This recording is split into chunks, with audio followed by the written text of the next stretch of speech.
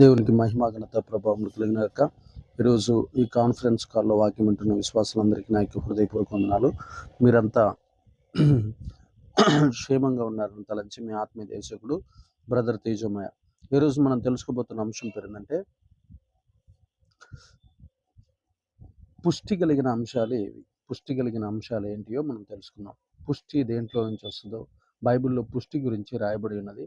అయితే దాని గురించిన వివరణ తెలుసుకుందాం. పుష్టిని గురించిన వివరణ ప్రతి ఒక్క క్రైస్తవుడు తెలుసుకోవాలని ఆశపడుతున్నాను.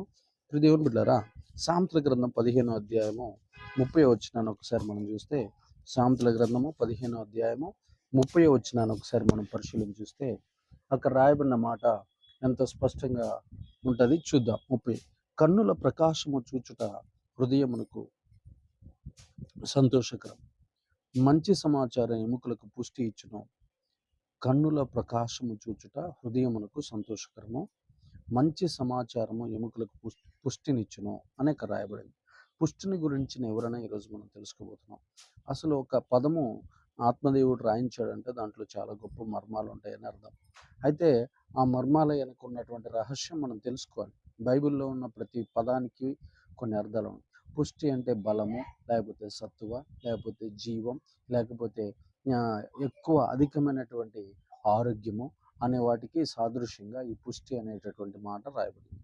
అయితే మంచి సమాచారము ఎముకలకు పుష్టినిచ్చును. ఎముకలు ప్రపంచంలోనే అత్యంత శక్తివంతమైనటువంటి బలమైనటువంటి పదార్థం.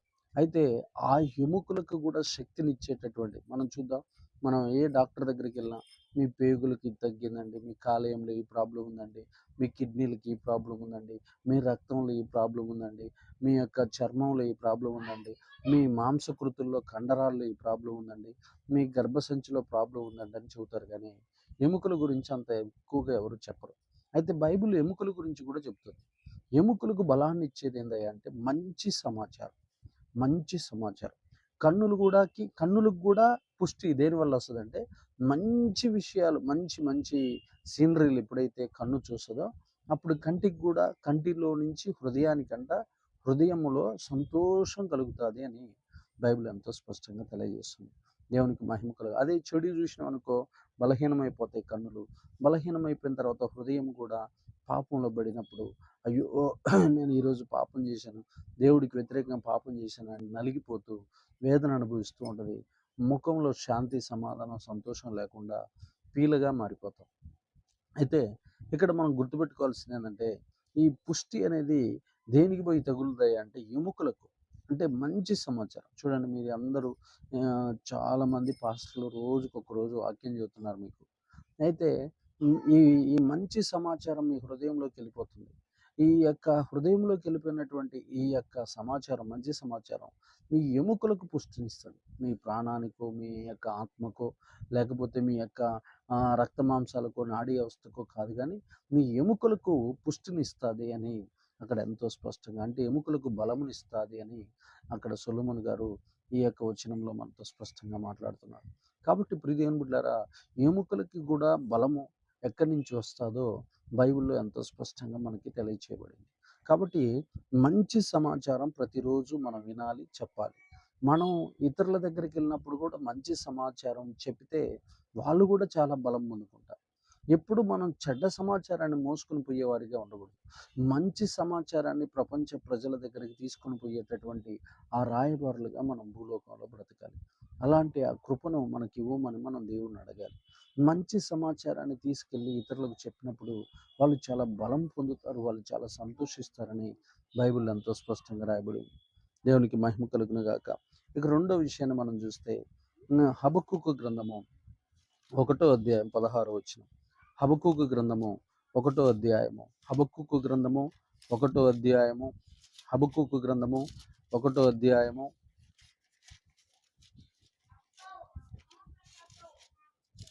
హబక్కూకు 1వ అధ్యాయం 16వ వచనం కలిపి. హబక్కూకు గ్రంథము 1వ అధ్యాయం 16వ వచనం. కావున వలన మంచి భాగమును, పుష్టినిచ్చు భోజనమును తనకు కలుగుచున్నవని వాడు తన వలలకు బలులను అర్పించుచున్నాడు, తన ఉరులకు ధూపము వేయుచున్నాడు. వాడెల్లప్పుడూ తన వలలో నుండి దిమ్మరించుచుండవలెన ఎప్పటికీ మానకుండా వాడు జనములను హతము చేయుచుండవలన. హృదయం బిడ్డలారా, ఇక్కడ ఈ లోకంలో ఉన్న దుష్టుని గురించి వాని యొక్క క్రియలు సాతానుడి గురించి రాయబడ్డాయి. అయితే సాతాను సంబంధులైన మనుషులు వాళ్ళ వలలకు పూజ చేస్తారని, అయితే వలల వలన మాత్రమే వాళ్ళకి పుష్టి కలిగిన భోజనం దొరుకుతుందని నమ్ముతున్నారు. సముద్రంలో చేపలు ఇచ్చింది దేవుడైతే, సృష్టిని తయారు చేసింది దేవుడైతే, నీటిని తయారు చేసింది దేవుడైతే, సమస్తాన్ని కలగజేసింది దేవుడైతే, వాడు తన వలకి, వాడు తన పడవకి దండం పెడుతున్నాడు. అయితే ఎంత మూర్ఖత్వంలో ప్రజలు ఉన్నారు చూడు. ఆ వల వల్ల నాకు దీవెనలు వస్తున్నాయని ఒకడు సైకిల్ కొంటాడు, సైకిల్కి దండం పెడతాడు. ఒకడు కారు కొంటాడు, కారుకు దండం పెడతాడు. ఒకడు కాడిమాను ఎద్దులు కడతాడు, ఎద్దులకు దండం పెడతాడు. ఒకడు సూర్య నమస్కారాలు చేస్తూ ఉంటాడు. అరే, వీటన్నిటిని సృష్టించినటువంటి దేవునికి నమస్కారం చేయట్లా. వాడికి పుష్టి కలిగిన భోజనము నా వల వలన వస్తుందని చెప్పి జాలరి అనేవాడు ఒక దుష్ట సంబంధి, దేవుణ్ణి ఎరగనటువంటి వాడు, ఒక లోక సంబంధి అయినటువంటి మనుషుడు వాడి వలకి, వాడికున్న కత్తికి, వాడి కాడ దగ్గర ఉన్నటువంటి పడవకి, వాడి దగ్గర ఉన్నటువంటి అక్కడ రాశాడు చూడండి, భోజనము తనకు కలుగుతుందని. వాడు తన వలలకు బలులు అర్పించుచున్నాడు, తన ఊర్లకు ధూపం వేయుచున్నాడు అని అక్కడ ఎంతో స్పష్టంగా రాయబడింది. కాబట్టి ఇప్పుడు దేవుని బిడ్డలారా, పుష్టి కలిగిన ఆహారం మన దేవుడు ఇస్తున్నాడు. సముద్రంలో మీకు ఒక విషయం చెప్తున్నాను. భూమండలం మీద 84 లక్షల కోట్ల జంతువులు ఉన్నాయంట. జంతువులు కానీ జీవులు ఉన్నాయని ఒక పరిశోధన వల్ల శాస్త్రజ్ఞుల పరిశోధన వల్ల మనకు తెలిసింది. దాంట్లో 50 లక్షల కంటే ఎక్కువ జంతువులు, జీవులు కానీ, జలచరాలు కానీ ఏవైనా సరే సముద్రంలోనే ఉన్నాయి. 50 లక్షల కోట్ల కంటే అధికంగా. అయితే వాటన్నిటినీ మనం తిప్పి కొడితే అంతా 850 కోట్లు. అయ్యేమో లక్షల కోట్లు, మనం 850 కోట్ల మంది మనుషులు. మనం ఒక 1000 సార్లు తిన్నా కానీ, 1000 కాదు 1,00,000 సార్లు తిన్నా కానీ తరిగిపోయిన సంపద సముద్రంలో ఉంది. మనం 1,00,000 సార్లు చేపలు మొత్తాన్ని ఒకసారి సముద్రంలో ఉన్న చేపలన్నీ తీసుకొని వచ్చి భూమి మీద ఉన్న మనుషులందరూ తిన్నా కానీ ఇంకా అన్లిమిటెడ్ అంత ఉంటుందన్నమాట సంపద. అంత సహజ సంపదను పెట్టాడు దేవాతి దేవుడు. అయితే ఈ మానవుడు దేవుణ్ణి మర్చిపోయి తనకి పుష్టి కలిగిన భోజనము ఆ యొక్క వలన నుండి వస్తున్నది. వాడు వేసే ఉరుల నుండి వస్తున్నాయి. ఈ ఉరి పోయి చేపను పట్టుకుంటుంది. ఆ చేప వచ్చి నాకు తగులుద్ది అబ్బా అని చెప్పి ఆ వలకి నమస్కారం చేయటం, ఆ వలకి పూజ చేయటం, ఆ వలకి దండం పెట్టడం, ఆ వలకి సాగిలపడటం, ఇవన్నీ జ్ఞానము లేనటువంటి మానవుడు చేస్తున్నటువంటి పనులు. కాబట్టి పుష్టి కలిగిన ఆహారము దేవుడు ఇస్తాడన్న సంగతి క్రైస్తవులు గ్రహించి, నీకు ఇస్తున్న ఆహారం, నీకు ఇచ్చిన గెంసుగడ్డలు, నీకు ఇచ్చిన టమాటాలు, నీకు ఇచ్చినటువంటి ఆహార పదార్థాలు, గోధుమ గింజలు, ఆ తర్వాత మిర్చి పంట, నీకు ఏదైతే ఇచ్చాడో అవన్నీ దేవుని యొక్క శక్తి ద్వారా వచ్చినాయే. అయితే మనం ఎద్దులకు కానీ, అరకలకు కానీ, ట్రాక్టర్లకు కానీ, లేకపోతే వీటికి పసుపులు కుంకుమలు వీటికి రాసి వాటికి దండం పెడితే దేవుణ్ణి అవమానపరిచిన వాళ్ళమవుతాం, దేవుణ్ణి హీనపరిచిన వాళ్ళమవుతాం, దేవుణ్ణి చాలా భయంకరంగా ఆయన్ని ఆయాసపరిచిన వాళ్ళమవుతాం. అలా ఎప్పుడు మనం చేయకూడదు. అలాంటి జీవితం మనం జీవించకూడదు. కాబట్టి పుష్టి కలిగిన భోజనము దేవుడు మాత్రమే ఇస్తాడని, ఆయన మాత్రమే మంచును కురిపిస్తున్నాడని, ఆయన మాత్రమే ఆయా కాలాలలో వర్షాలను పంపిస్తున్నాడని, ఆయన పంపించిన వర్షాల ప్రకారం, ఆయన నియమించిన ఋతువుల ప్రకారమే మనకు ఆహారం దొరుకుతుంది. కాబట్టి ఆయనకి మాత్రమే మనం కృతజ్ఞులు ఉండాలని హబక్కూకు గ్రంథం ద్వారా మనం తెలుసుకోవాలి. ఇక మూడో విషయాన్ని మనం చూస్తే, దేవుని సంగమా, సామెతల గ్రంథం 13వ అధ్యాయము, సామెతల గ్రంథము 13వ అధ్యాయము 4వ వచనం. సామెతల గ్రంథము 13వ అధ్యాయము 4వ వచనం. సోమరి ఆశపడును గాని వాని ప్రాణమునికి ఏమీ దొరకదు. శ్రద్ధ గల వారి ప్రాణము పుష్టిగా నుండును. శ్రద్ధ గల వారి ప్రాణం అంట పుష్టిగా ఉండును. పని యందు శ్రద్ధ ఎవరైతే కలిగి ఉంటారో, లేకపోతే ఉద్యోగం అందు శ్రద్ధ, వ్యవసాయం అందు శ్రద్ధ, వ్యాపారం అందు శ్రద్ధ ఎవరైతే బాగా కలిగి ఉంటారో వారు పుష్టిగా నుందురు అని బైబిల్ వాక్యం తెలియజేస్తుంది.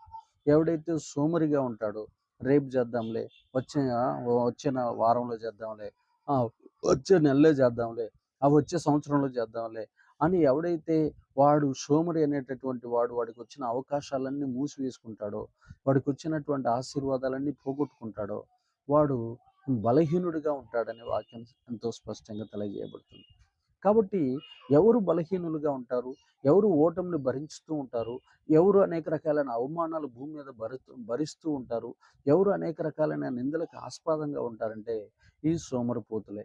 ఈ సోమరిపోతుల వల్ల ఎవ్వరికి ఎలాంటి ఉపయోగం లేదు కాబట్టి అందరి చేత ద్వేషించబడతా ఉంటారు, అందరి చేత విమర్శించబడతా ఉంటారు, అందరి చేత ఎగతాళి చేయబడతా ఉంటారు. అయితే శ్రద్ధగా పనిచేసే వాడికి పుష్టి కలిగినటువంటి ఆహారం దొరుకుతుంది, పుష్టి కలిగినటువంటి ధనం దొరుకుతుంది, పుష్టి కలిగిన ఘనత దొరుకుతుంది, పుష్టి కలిగినటువంటి మెప్పు కూడా, సహాయాలు కూడా దొరుకుతాయి. అలాగనే అవకాశాలు కూడా దొరుకుతాయి, మెండుగా దొరుకుతాయి. మెండుగా అనే దానికి ఇంకొక పర్యాయ పదమే పుష్టి. శ్రద్ధగా చూడండి, అక్కడ రాయబడినటువంటి మాట, శ్రద్ధ గల వారి ప్రాణము పుష్టిగా నుండును. ఏదైనా ఒక పనిని పర్ఫెక్ట్గా ఎవరైతే చేస్తారో వారు పుష్టిగా ఉంటారు. ఉదయాన్నే లేచి ఎక్సర్సైజ్ చేసిన వారు పుష్టిగా ఉంటారు. వారికి అప్పగించిన పనిని సంపూర్ణం చేసిన వారు పుష్టిగా ఉంటారు. వారి చూడండి, అక్కడ వారి దేహం గురించి రాయాల, వారి ప్రాణము పుష్టిగా ఉండును. వారు దేనికి జడియరు, వారికి దేనికి భయపడరు, ఎలాంటి సమస్యలు వచ్చినా వారు ఎదుర్కోగలుగుతారు. అలాంటి శక్తి, అలాంటి సామర్థ్యము, అలాంటి అభిషేకము ఈ పుష్టి వలన మనకు కలుగుతారు. అందుకని మనం శ్రద్ధగా ఏ పని చేసినా సరే, సూదులు దారం ఎక్కించే పని అయినా సరే, టైలరింగ్ పని అయినా సరే, బర్రెలు కాసే పని అయినా సరే, వ్యవసాయం చేసే పని అయినా సరే, చదువుకునే పని అయినా సరే, ఉద్యోగం చేసే పని అయినా సరే, అది టీ షాపు పని అయినా సరే, టీ షాప్లో పని చేసే పని అయినా సరే, సేవ చేసే పని అయినా సరే, ఏ పనైనా సరే నువ్వు గినక నిష్కలంకంగా కష్టపడి గినక చేస్తే అద్భుతమైన రీతిలో దేవాతి దేవుడు ఏం చేస్తాడు అంటే దేవాతి దేవుడు ఆశీర్వదిస్తాడు. ఇప్పుడు దేవుని బిడ్డలారా, మరలా చెబుతున్నాను, నీ జీవితంలో నువ్వు గుర్తుపెట్టుకోవాల్సిన అంశం ఇదే. ఎప్పుడు కూడా నువ్వు గుర్తుపెట్టుకోవాల్సిన అంశం పుష్టిగల ప్రాణం. పుష్టిగల ప్రాణం ఎప్పుడు వస్తుంది అంటే, పుష్టిగల ప్రాణం ఎప్పుడైతే మనం శ్రద్ధ కలిగి ఉంటామో ఆ రోజున దేవాతి దేవుడు మనకేం చేస్తాడంటే పుష్టి కలిగిన ప్రాణము, శ్రద్ధ కలిగి ఎప్పుడైతే పని చేస్తామో ఆ రోజున పుష్టి కలిగిన ప్రాణాన్ని దేవాతి దేవుడు మనకు దయచేస్తాడు. ఈ విషయాన్ని గుర్తుపెట్టుకోవాల్సిందిగా మనం చేస్తున్నాం. 4వ అంశాన్ని చూస్తే ఆదికాండం 41:5. చూడండి ప్రియమైన బిడ్డలారా,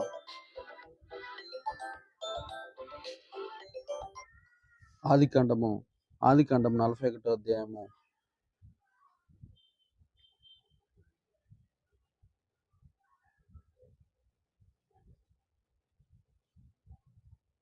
ఆదికాండం 41వ అధ్యాయము 5వ వచనం. అక్కడ కూడా ఒక మాట రాయబడి ఉంటుంది. 41:5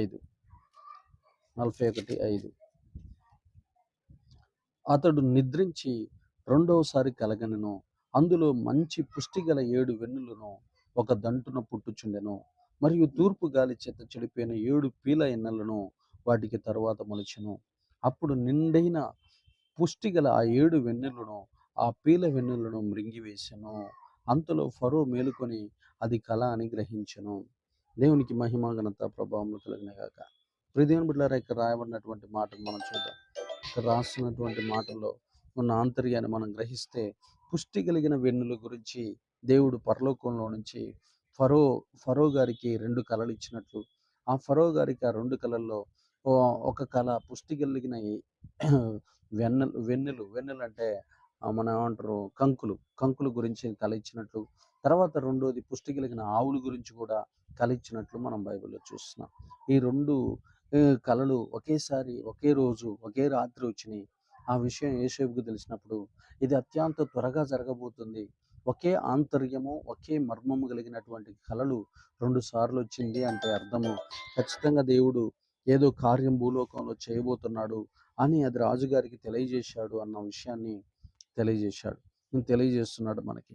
ఇక్కడ పుష్టి కలిగిన వెన్నుల గురించి ఆ వర్ణన యోసేపు గారు ఫరో గారితో చెప్తాడు. అయ్యా, మనకి 7 సంవత్సరాలు భయంకరమైన కరువు రాబోతుంది. ఆ కరువులో మరొక 7 సంవత్సరాలు బహు విస్తారమైనటువంటి పంటలు పండబోతున్నాయి. ఈ యొక్క పీల కంకులు కలిగినటువంటివి వచ్చి పుష్టి కలిగిన వాటిని తిన్నాయి అని చెప్పినట్టు అక్కడ మనం చూస్తాం. అంటే భయంకరమైనటువంటి కరువులో మనం ఈ బలమైన ఆహారాన్ని తిని బ్రతకవచ్చు అనే ఆత్మ సంబంధమైన మర్మాన్ని అక్కడ యోసేపు గారు ఫరో గారికి తెలియజేసినట్లు మనం చూస్తున్నాం. కాబట్టి మన జీవితాల్లో ఈ యొక్క దేవుడు కూడా తను 2 విషయాలు బయలుపరుస్తున్నాడు. పుష్టి కలిగిన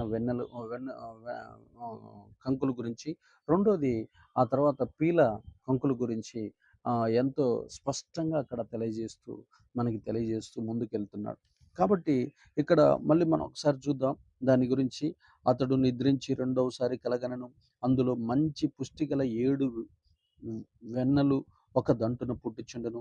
మరియు తూర్పు గాలి చేత చెడిపోయిన 7 పీల వెన్నులు వాటి తరువాత మొలిచెను. అప్పుడు నిండైన పుష్టి గల ఆ 7 వెన్నులను ఆ పీల వెన్నులు మృంగివేసెను. అంతలో ఫరో మేలుకొని అది కల అని గ్రహించెను. ఈ 7 పీల వెన్నెలు వెన్నులు ఖచ్చితంగా ఆ పుష్టి కలిగిన వెన్నులను మృంగివేసినాయి అని చెప్పాడు. అంటే ఇక్కడ బాగా ఆకలితో ఉన్నవాళ్ళు, ఇప్పుడు ఆఫ్ఘనిస్తాన్ కానీ, లిబియా కానీ, స్పెయిన్ కానీ, వాళ్ళకి రొట్టె ముక్కలు కూడా దొరకట్లే అక్కడ. కారణం ఏంటంటే వాళ్ళంత దరిద్రతను అనుభవిస్తున్నారు. మనం ఈడ సమృద్ధిగా బలం కలిగి, శక్తి కలిగి, ఆరోగ్యం కలిగి మన పిల్లలు చపాతీలు, ఇడ్లీలు మంచి మంచి వాటన్నిటిని తిని హ్యాపీగా వెళ్ళిపోతున్నారు. అక్కడ వాళ్ళు కరువులో ఉన్నారు. వారికి గినక వాళ్ళు గినక మన దేశం మీద వచ్చి పడితే, మన దేశంలో ఉన్నటువంటి షాపుల్లో ఉన్నటువంటి ఆహార పదార్థాలు కూడా సరిపోవు. అంతగా ఆకలితో ఉన్నారు వాళ్ళు. అలాగనే ఆ కాలంలో దేవుడు చెబుతున్నాడు, 7 సంవత్సరాలు భయంకరమైన కరువు రాబోతుంది. ఈ 7 ఆవులు 7 సంవత్సరాలకు సాదృశ్యం. ఆ 7 పుష్టి కలిగిన వెన్నులు 7 బలమైన ధాన్యాగారం ధనము పండే సంవత్సరాలకు సాదృశ్యమని అక్కడంతా స్పష్టంగా రాజుగారికి యోసేపు గారు చెప్తాడు. చెప్పగానే, అయ్యా దీని గురించిన వివరణ ఇది నిజమైతే నీవే ఈ దేశానికి ప్రధానమంత్రిగా ఉండని చెప్పి దాని గురించిన ఆ కళల గురించిన వర్ణనని ఎప్పుడైతే వివరించి చెప్తాడో అప్పుడు అతన్ని ఆ దేశంలోనే గొప్ప నాయకుడిగా చేసినట్లు మనం బైబిల్లో చూస్తాం. దేవునికి మహిమ ఘనత ప్రభావం కలుగును గాక. ఆ తర్వాత యోబు గ్రంథం 39వ అధ్యాయము. యోబు గ్రంథం 39వ అధ్యాయం ఒకసారి మనం చూస్తే, యోబు గ్రంథము 39వ అధ్యాయము 4వ వచనం. యోబు గ్రంథము 39వ అధ్యాయము యోబు గ్రంథము 39వ అధ్యాయము 4వ వచనాన్ని ఒకసారి మనం చూస్తే, దేవుని సంగమం మనం గుర్తుపెట్టుకోవాలి. కళలు ఎప్పుడైనా వచ్చినప్పుడు ఆ కళల్లో దేవుడు క్లియర్గా బైబిల్ చదివితే మనకు అర్థమైపోతాడు. ఎందుకు పాము కనబడింది, ఎందుకు మనల్ని సింహం వెంటబడుతుంది, కుక్క మనల్ని ఎందుకు వెంటబడుతుంది, పంది మన ఇంట్లో ఎందుకు ఉంది, వీటన్నిటిని గురించిన వివరణ కళల ద్వారా దేవుడు తెలియజేస్తాడు మనకి. దాన్ని తెలుసుకోవాల్సిన బాధ్యత మనకుంది. ఒకవేళ తెలియకపోతే దైవజనులను అడగాలి. దైవజనులు తెలియకపోతే కళల భావం ఉన్న వాళ్ళని కూడా అడగాలి. అలాగ దాంట్లో ఉన్న మర్మాలు తెలుసుకోవాలి. కొన్ని కళలు సూటిగా అర్థమవుతాయి, కొన్ని కళలు అర్థం కాకుండా ఆంతర్యంగా ఉంటాయి. కొన్ని చాలా అట్టికాయ ఒలిసి నోట్లో పెట్టినట్టే ఉంటాయి. కొంతమంది నా సేవ జీవితంలో అయితే నాకు పిల్లలు లేనప్పుడు ప్రార్థన చేసిన మా అమ్మగారికి 3 నిమ్మకాయలు ఇచ్చినట్లు దేవుడు చూపించాడు. కాయలు ఇచ్చిపోయాడు అంటే దాంట్లో క్లియర్గా అర్థమవుతుంది, అంటే సంతానం ఉందని చెప్పేశాడు. ఇంకా అంతే, ఇంకా అది మనకు అర్థమవుతుంది. కానీ మా ఇంట్లో ఒక కుక్క, ఒక పులి, ఒక తొడేలు ఉందనుకో, దాని గురించినటువంటి వివరణ మనకు అర్థం కాదు. అప్పుడు కుక్క అనేది శరీర ఆశకి సాదృశ్యం, పులి అనేది కోపానికి సాదృశ్యం, తొడేలు అనేది చీల్చే స్వభావానికి సాదృశ్యం. ఇలాగా ప్రతిదాన్ని మనము ఆ యొక్క బైబిల్ పరిభాషలో నుంచి తీసుకొని చదివితే మనకు అర్థమవుతుంది. ప్రతి కళను కూడా మనం ఎంతో స్పష్టంగా తెలుసుకోవచ్చు. అంత ఈజీగా ఇస్తాడు పరలోకం నుంచి కళల దేవుడు. దర్శనాలు కానీ కళలు కానీ ఈ రోజున నువ్వు వద్దన్నా వద్దనకపోయినా సర్వభూమి మీద దేవుడు తన ఆత్మను కుమ్మరించి ప్రతి ఒక్కరితో మాట్లాడుతున్నాడు. అది కళల ద్వారా, దర్శనాల ద్వారా, స్వరం ద్వారా. అయితే వాటిని లేవు అని చెప్తే ఇంకా మూర్ఖత్వమే, పరిశుద్ధాత్మ దేవుణ్ణి మనం దుఃఖపరిచిన వాళ్ళతో సమానం. అయితే ఇవి ఖచ్చితంగా అప్లై చేస్తున్నాడు సంఘం మీద. ప్రతి ఒక్కరికి కళలు, దర్శనాలు వస్తున్నాయి.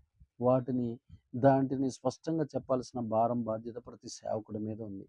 దేవునికి మహిమ కలిగిన బాగా బైబిల్ చదివితే ఖచ్చితంగా ఎంత పెద్ద కళనైనా, ఎంత పెద్ద దర్శనానైనా సరే ఒక్క అట్టికాయ ఒలిసినట్టే చెప్పేయచ్చు. అంత శక్తి బైబిల్ వాక్యంలో ఉందన్న సంగతి ప్రతి క్రైస్తవుడు గ్రహించెదరుగాక.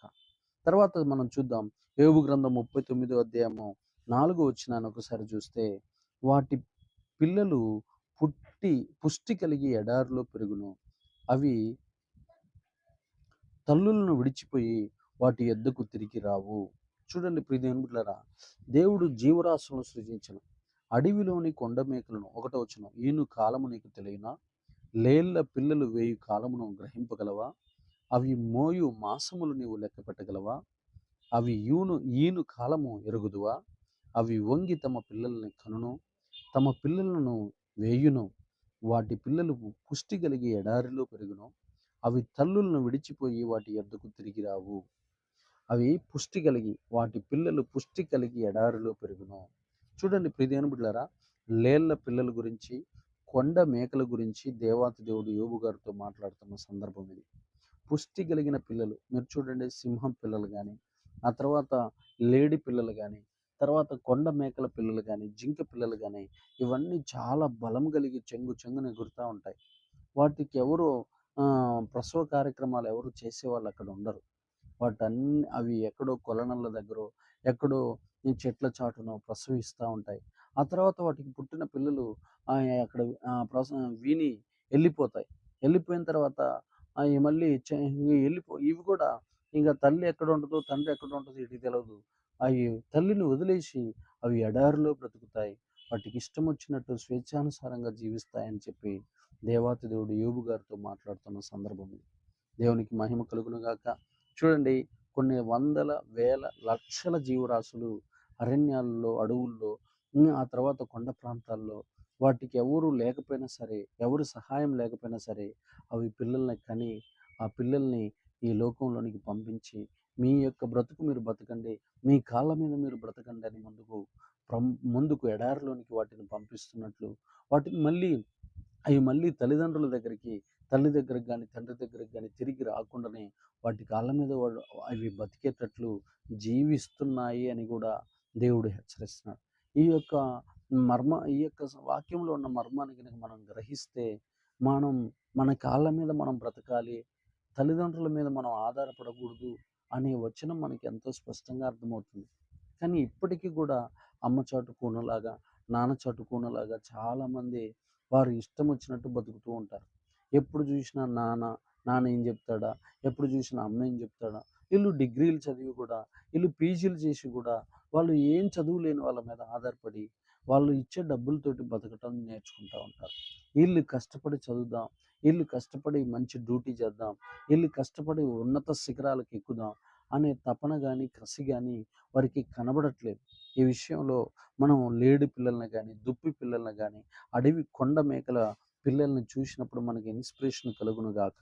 స్వయంగా దేవుడే వాటి గురించిన మర్మాన్ని యోబు గారికి తెలియజేస్తున్నాడు. దేవునికి అవి పుష్టి కలిగిన పిల్లలు అని కూడా రాశాడు. అవి పుష్టి కలిగి, బలం కలిగి, శక్తి కలిగి జీవిస్తాయి. వాటి కాళ్ళ మీద అవి బ్రతుకుతాయని కూడా వాటి యొక్క చరిత్రను వర్ణిస్తూ రాస్తున్నాడు దేవుడు. దేవునికి మహిమ ఘనత ప్రభావములు కలుగును గాక. కీర్తనల గ్రంథం 73వ అధ్యాయం 4వ వచనం ఒకసారి చూస్తే, కీర్తనల గ్రంథం 73వ అధ్యాయము, కీర్తనల గ్రంథము 73వ అధ్యాయము, కీర్తనల గ్రంథము 73వ అధ్యాయం ఒకసారి మనం ధ్యానిద్దాం. 73వ అధ్యాయం 4వ వచనం, 73:4, మరణమందు వారికి యాతనలు లేవు, వారు పుష్టిగానున్నారు. దేవునికి మహిమ ఘనత ప్రభావములు కలుగును గాక. ఇది ఎవరి గురించి రాయబడిందంటే, భక్తిహీనుల క్షేమం గురించి రాయబడింది. చూడండి, చాలామంది ఆధ్యాత్మికంగా బ్రతికిన వాళ్ళకి చాలా దాడులు జరుగుతూ ఉంటాయి ఈ లోకంలో.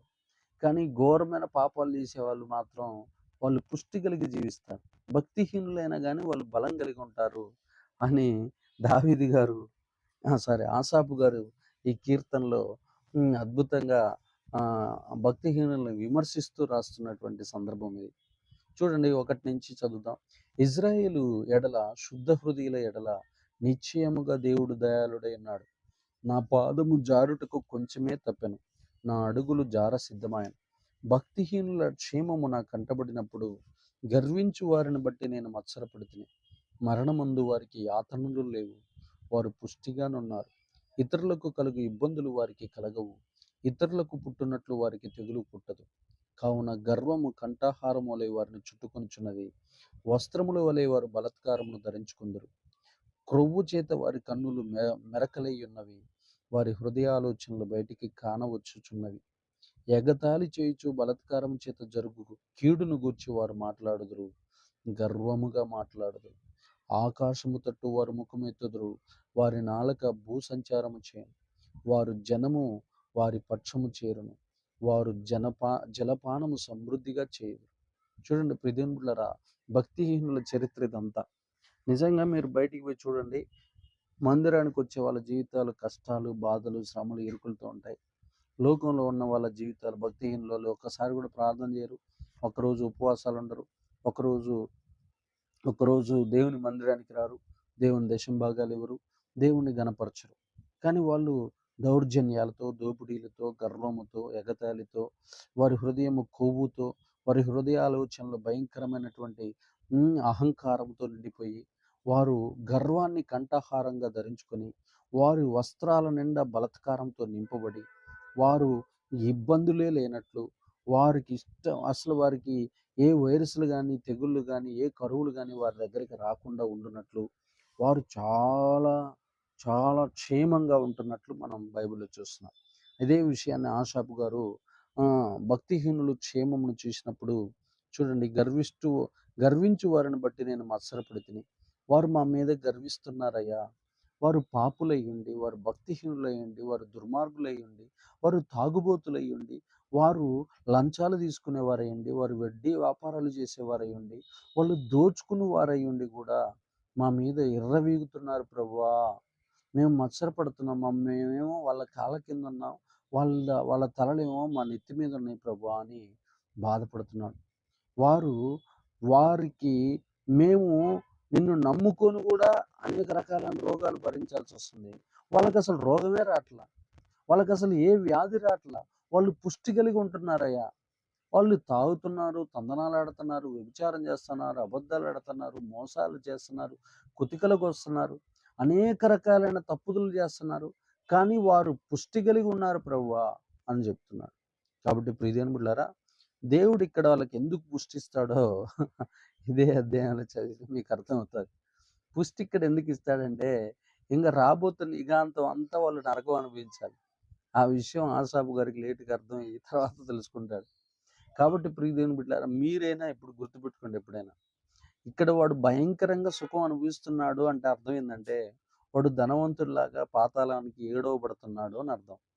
ఇది ఒక్కటే గుర్తుపెట్టుకోండి ఎప్పటికైనా. చూడండి, మన ఉత్తర భారతదేశం, దక్షిణ భారతదేశం మొత్తం కూడా ఎప్పుడు కూడా భక్తితో నిండిపోయి ఉంటుంది. ఏది? యేసు ప్రభు వారిని నమ్ముకోవటం, బాప్తిసాలు తీసుకోవటం, పాపాలు ఒప్పుకోవటం మీద. ఉత్తర భారతదేశం అంతా విగ్రహారాధనతో నిండిపోయాడు. ఎప్పుడు చూసిన కరువులు, సునామీలు, వరదలు, భూకంపాలు వచ్చి కాకా వికాలమైపోతూ ఉంటారు. ఇప్పుడు వాళ్ళు మేము అధికారం మేము చెలాయిస్తున్నాం, మాది చాలా శక్తి ఉంది, మేము చాలా బలాఢ్యులం, మేము పుష్టి కలిగిన వాళ్ళం అనుకుంటారు అని అట్లా ఫీల్ అవుతూ ఉంటారు. కానీ మన దగ్గర ఉన్న అన్నం కూడా వాళ్ళకి దొరకట్లా. కొన్ని రోజుల తర్వాత చూడండి, ఈ దక్షిణ భారతదేశంలో ఉన్నటువంటి ఈ ఇండియన్స్ ఆ ఉత్తర భారతదేశంలో ఉన్నటువంటి ఇండియన్స్ను బతికించే స్థాయికి వస్తారు. కారణం ఏంటంటే, వాళ్ళు ఇప్పుడు డల్లతనంతో ఉండి కూడా మేము చాలా గొప్పలం అనే ఫీలింగ్లో అలా బతుకుతున్నారు. వాళ్ళు ఊర్లకు పోయి చూస్తే చపాతీలు తప్ప ఏం దొరకవాడు. ఈ విషయం గుర్తుపెట్టుకోవాలి ప్రియదేవుని బిడ్డలారా. ఇంకొన్ని రోజులకి వాళ్ళ యొక్క నిజ స్వరూపాలు కూడా బయటపడతాయి. చూడండి, ఒక 10 సంవత్సరాలు ఓపిక పట్టండి, ఇంకా పూర్తిగా అయ్యా మీరే మమ్మల్ని బతికించాలి, మీరు మా అన్నదమ్ములయ్యా అంటారు. ఆ స్థాయికి వారు దిగజారిపోతున్నారు. కారణం ఏంటంటే, వాళ్ళు చేసే ఆ విగ్రహ క్రియలు, వారు చేసే బలాత్కారాలు, వారు చేసే మోసాలు, వారు చేసే అన్యాయాలు, అక్రమాలే. అయితే ఇక్కడ మనం గుర్తుపెట్టుకోండి, భక్తిహీనుల చరిత్ర గురించి చెప్తున్నాడు ఆసాపు గారు. అయ్యా, వారు ఏందయ్యా అంత బలంతో ఉంటారయ్యా? మాకు షుగర్ లేనిది, మాకు బీపీ లేనిది, మాకు థైరాయిడ్ లేనిది, మాకు క్యాన్సర్ లేనిది, నిన్ను నమ్ముకున్న మాకు ఇన్ని అవరోధాలు, ఇన్ని అవమానాలు ఏందయ్యా అని యేసేపు గారు ఏడుస్తూ రాస్తున్న కీర్తన ఈ 73వ కీర్తన. ప్రియదేవుని బిడ్డలారా, వారిని ఇక్కడ బాగా దుష్టులని బాగా పెంచుతాడు, మాంసం బాగా పెంచుతాడు, పొట్ట బాగా పెంచుతాడు. ఇష్టం వచ్చినట్టు గర్వంతో తులతూగురా అంటాడు, ఇష్టం వచ్చినట్టు అహంకారంతో మాట్లాడరా అంటాడు, ఇష్టం వచ్చినట్టు భూమి మీద నీకు ఇష్టం వచ్చినట్టు చెలుగురా బాబు.